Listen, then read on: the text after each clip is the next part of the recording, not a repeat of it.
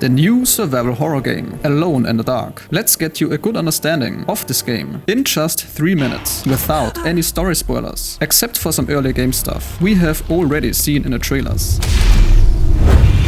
Alone in the Dark is kind of a big deal for fans of old school horror games. It's a total makeover of the classic 1992 game, which is pretty much the granddaddy of survival horror games, as it was the first 3D survival horror game to ever come out. Without Alone in the Dark, Resident Evil would possibly not have existed the way it does now. This 2024 version of Alone in the Dark is a reimagining of that game. That means while they have taken some elements of the original, they created a completely new story, so you're totally fine playing this without any knowledge of the previous games. The heart of the game is its gothic South American setting of the 1920s. And of course, Dorsetto Manor, a place for the mentally ill. Dorsetto Manor is the main location in the game and is designed to be a character in its own, with its gothic architecture, weird but also entertaining residents and other characters, and mysterious atmosphere playing a big role in setting the tone for this game. I'm sure you have a whole file on me by now, Detective. Let me briefly tell you from a short experience playing the game that the atmosphere and ambience are absolutely not disappointing here. No, Jeremy, what have you done? You get to play as either Emily Hartwood or Edward Carnby.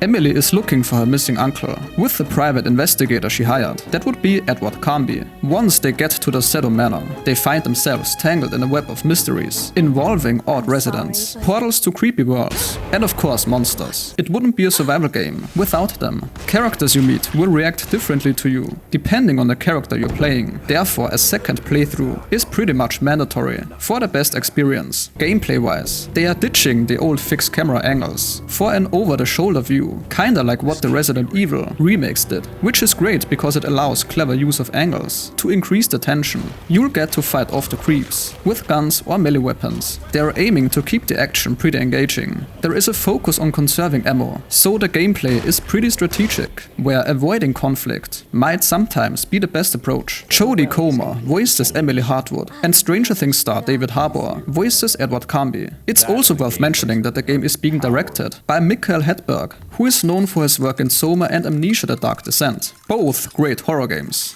I believe what's really getting people interested is the vibe the game is going for. It's obviously not only about jump scares, but about that slow, creeping horror that builds up with a side of weird and eerie that keeps things interesting. Plus, the game's visuals and monster designs are convincing. However, of course, with so many solid horror games out there, it will need to really nail it to stand out. With quite a bit of talent behind it and the fresh ideas they're bringing, there is a decent chance it could be something special. And as always, if you feel this video was worth your time, a like is appreciated.